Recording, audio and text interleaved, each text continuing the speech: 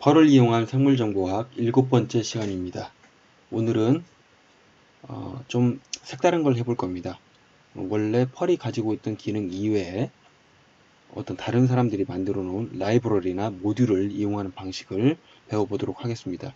이를 통해서 예제로 사용할 거는 생물정보학에서 가장 많이 사용하는 모듈인 바이오 펄을 이용해서 파스타 파일과 같은 생물정보학적으로 중요한 파일들을 읽어오는 작업을 예로 설명해 드리겠습니다. 먼저 다음과 같은 예를 살펴보겠습니다. 두 번째 줄에 보면 biosig.io라고 하는 모듈을 사용하겠다라고 표시가 되어 있죠. 그리고 파일 이름을 이렇게 정해 놓고 그 파일에다가 다음과 같이 파스타 포맷에 염기서열 정보를 집어넣습니다. 이거는 이제 파스타 포맷이 되겠는데요. 파스타 포맷은 기본적으로 꺽쇠, 시퀀스 아이디, 그리고 하나 이상의 공백이 있고 그 다음에 설명이 있습니다. 그리고 줄바꿈을 하고 여러 줄에 서열이 들어가고요. 그 다음에 또 줄바꿈을 한 다음에 꺽쇠가 이어지고 마찬가지의 포맷이 이루어집니다. 그래서 꺽쇠와 꺽쇠 사이에 있는 요 여러 줄은 전부 다 한 줄로 인식을 하게 될 거예요, 나중에. 그래서 이 부분에는 염기서열 또는 단백질 서열 같은 것들을 사용을 할 수가 있습니다. 그리고 나서 이와 같이 biosig.io라고 하는 모듈로부터 새로운 오브젝트를 만들어낼 겁니다. 근데 저희가 읽어드릴 파일은 요거죠. 요 내용입니다. 요 파일을 우리가 읽어올 거예요. 실제로 요게 요 파일에 들어있는 내용을 읽어오는 거죠. 그래서 그 파일 이름을 여기다 써주고 포맷이 파스타 포맷이다 라고 지정을 해줍니다. 그러면 하나의 오브젝트가 생성이 됩니다. 이 오브젝트를 기반으로 해서 작업을 할 거예요. 보시면 while문을 이용해서 작업을 할 겁니다. 이 해당 오브젝트에 대해서 nextsig이라고 하는 함수가 있습니다. 이 오브젝트가 가지고 있는 nextsig이라고 하는 함수를 이용할 때는 빼기하고 꺽쇠기호를 써서 화살표처럼 이용을 합니다. 즉, 이 오브젝트가 제공하는 nextsig이라고 하는 함수를 내가 이용하겠다. 그래서 무엇인가가 반환이 됩니다. 반환되는 거는 여기 osig이라고 하는 변수에 대입을 할 겁니다. 반환된 내용을 여기다가 집어넣는 거죠. 그래서 이것도 하나의 오브젝트가 돼요. 기존에 우리가 알고 있던 변수나 스칼러 변수나 어레이, 해시 같은 것과는 다른 개념입니다. 오브젝트라고 하는 것은 객체 지향형 프로그래밍이기 때문에 좀 다른 개념으로 우리가 접근을 해야 됩니다. 일단은 오브젝트라는 형태가 있다라고 생각을 해주시고 진행을 하겠습니다. 그럼 이 오브젝트를 통해서 이 오브젝트가 또 추가적으로 제공해주는 함수들이 있습니다. 이와 같이 display id, description, 그 다음에 sequence라고 하는 함수가 있어요. 이 함수들을 이용해서 가져오는데 이 display id는 아까 우리가 저장했던 요만큼 sequence id가 되는 거고요. 그 다음에 요거는 sequence description이 된다고 했죠. 그래서 description을 가져오는 거, 그 다음에 sequence에 해당하는 거는 줄바꿈 이후에 여기에 해당하는 내용이 바로 sequence가 되겠습니다. 물론 이런 계행 문자들 같은 것들은 다 사라지게 되겠죠. 이런 것들 다 사라집니다. 이런 것들을 전부 다 sequence current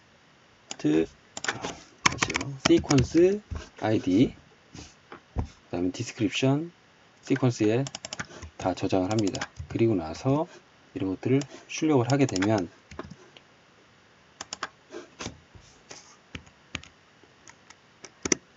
보이는 것처럼 먼저 파일이 저장이 되고 그리고 나서 그 파일들을 읽어서 시퀀스 카운팅을 하고요. 여기 보면 시퀀스 카운팅 하는 것도 있죠. 그렇죠? 네, 카운팅을 하고 시퀀스 ID, 디스크립션, 그 다음에 시퀀스를 한 줄로 읽어오고 하는 것들이 계속해서 반복이 됩니다. 그래서 여기에서 while문을 사용을 했죠. while문을 썼을 때 이 함수를 이용해서 시퀀스를 하나 가져오라는 거예요. 지금 3개의 시퀀스가 있기 때문에 하나, 둘, 3개가 있기 때문에 하나를 가져와서 여기에다가 그 정보를 집어넣어라 라고 하는 건데 가져올 수 없으면 가져올 수 있으면 참이고 가져올 수 없으면 거짓입니다. 그래서 3번까지 가져왔을 때는 3번까지 가져왔을 때는 참이 되겠고, 마지막 4번째 시퀀스를 가져오려고 넥스트 스틱을 가져오려고 하는데 그때 없으니까 거짓이 돼서 while문을 벗어나게 되는 거죠. 그쵸? 그래서 일단 저장된 내용을 한번 또 살펴보겠습니다. 여기 보시면 금방 저장된 내용입니다. 이렇게 펄로부터 저장된 내용을 읽어서 next seek, next seek, next seek 하나 가져와서 진행을 하는 거예요. 이 자체는 굉장히 어려운 거는 없을 겁니다. 오브젝트 개념을 이해하는 것만 빼고는 나머지는 크게 어려울 게 없을 거예요.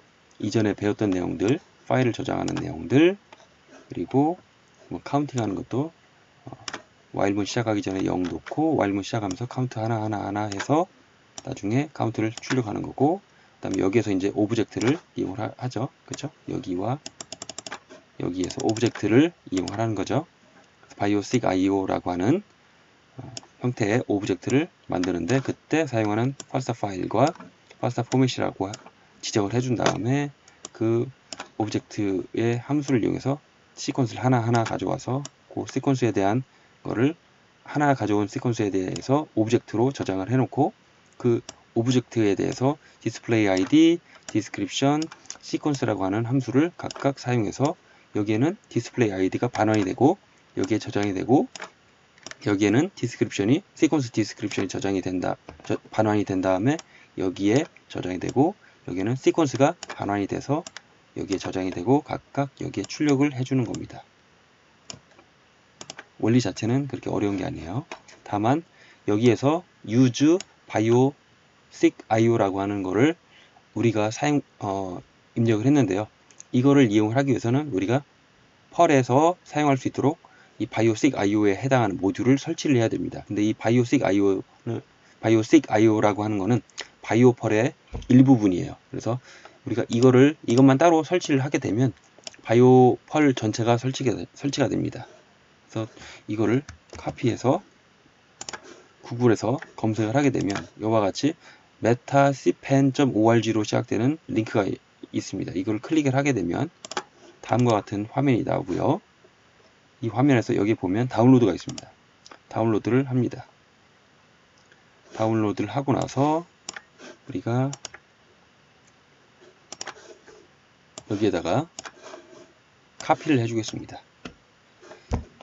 그리고 나서 이름이 좀 잘못됐네요. 이렇게 파일을 2번 다운로드 받아서 저런 현상이 나타난 겁니다. 그래서 원래 이름대로 만들어주고 압축을 풀 거예요.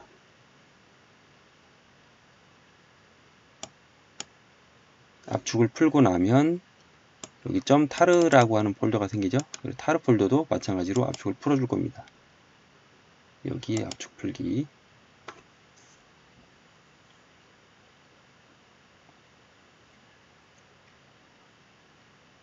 네, 컴퓨터에 따라서 좀 시간이 좀 다르긴 하겠지만 압축이 풀립니다. 이 파일은 뭐 삭제하셔도 상관이 없고 이 파일을 다시 이쪽으로 옮기겠습니다. 편의상. 그리고 이 파일은 삭제를 할게요.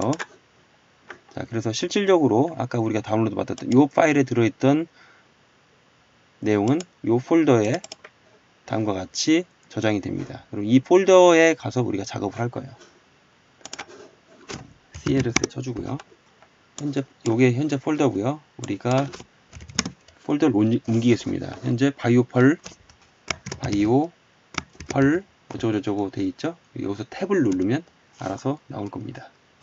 자, 옮겨주고요. 여기서 저희가 설치를 위해서 사용할 거는 먼저 이거는 뭐 신경 쓰지 마시고 여기 2번부터 보겠습니다. 여기 보시면 build.pl이라고 되어 있는 파일이 있어요. 이것도 이제 펄로 되어 있는 스크립트인데 저거를 우리가 실행을 할 겁니다. 그러면 여러가지 설치 전 작업들을 해줄 거예요. 펄 build 탭 해주면 알아서 파일이 생기죠. 엔터를 칩니다. 자, 우리가 바이오펄을 설치를 하고 나서 사용할 환경에 대해서 지정을 해주는 겁니다. 기본적으로 이거와 같이 어디 있죠? 다시 하겠습니다. 이렇게 꺽쇠로 들어가 있는 것들은 디폴트 앤서라고 보시면 돼요. 그냥 엔터만 치셔도 상관없습니다. 엔터를 치면 n이 나온다는 거죠. 그 다음에 이 경우에는 디폴트가 A입니다. A. All 바이오펄 스크립트를 설치할 겁니다. 그리고 여기 보면 N. 엔터 치시고, 참고로 저 같은 경우에는 이미 바이오펄이 설치가 되어 있는 상태예요. 그렇기 때문에 아까 저희가 같이 봤던 펄 스크립트 요거를 실행했을 때 아무 문제가 없이 실행이 됐죠. 그 다음은 금방 했던 작업을 이제 우리가 설치를 위한 빌딩 작업이다 라고 한다면 빌드가 제대로 됐는지 테스트를 하는 겁니다. 그런 식으로 빌드를 테스트를 하고요.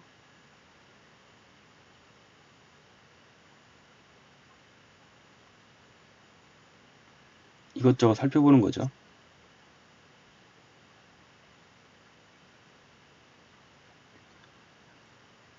파일들을 일일이 존재하는지 제대로 되어 있는지 체크를 하는 겁니다. 이거는 옵션입니다. 그래서 컨트롤 C 해서 그냥 일단 중지를 하셔도 상관없습니다. 실제로 설치를 하는 단계로 가보겠습니다. 이 설치 작업이 시간이 꽤 걸려요.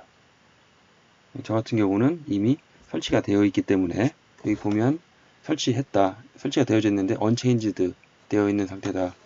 그래서 설치가 됐기 때문에 스킵한 상태죠. 여러분 같은 경우는 꽤 많은 시간이 걸릴 겁니다. 자, 그런 것들이 이제 설치가 되고 나면 우리가 원래 폴더로 cd 점점 누르면 이전 폴더로 갑니다. 그래서 보이는 바와 같이 이렇게 실행이 잘 됩니다. 참고로 현재 저희가 보고 있는 강의 자료들 중에 이런 게 있어요. 이런 것들 있는데 이런 것들도 있고, 그 다음에 기타 다른 종류의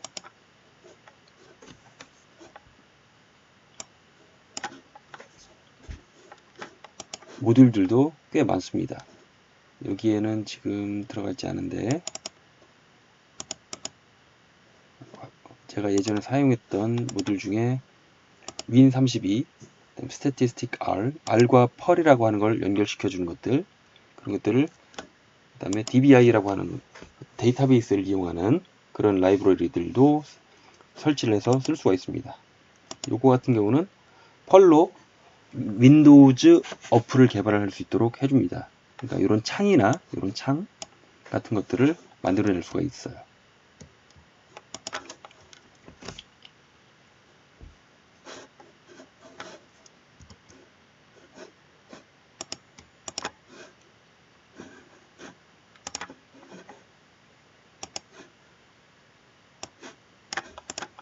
자, 그래서 이 바이오 seek.io라고 하는 걸 설치를 한 다음에 이 스크립트를 실행을 하시면 제대로 작동한다는 것을 알 수가 있어줍니다.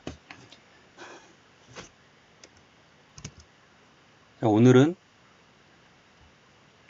바이오 펄을 이용해서 FASTA 포맷을 읽고 그 자료들을 출력해 보는 작업들을 해봤습니다. 그래서 FASTA 파일이라는 것이 무엇인지 다시 한번 정리를 해보자면, FASTA 파일이라고 하는 것은 시퀀스를 여러 개를 하나의 파일 내에 저장을 할 수 있는, DNA 시퀀스나 아미노산 시퀀스를 하나의 파일 안에 저장할 수 있는 형태의 자료형이다. 그래서 포맷은 꺽쇠가 있고 시퀀스 아이디가 있고 공백을 둔 다음에 디스크립션이 있고 그 다음 줄에 여러 줄의 DNA 또는 아미노산 서열들을 집어넣고 줄바꿈을 하고 다시 꺽쇠로 시작하는 형태로 진행이 됩니다. 그렇게 어렵지는 않은 컨셉인데 여러분들 한번 설치를 해보시고 예제 파일도 실행을 한번 해보세요. 다음 시간에 보도록 하겠습니다.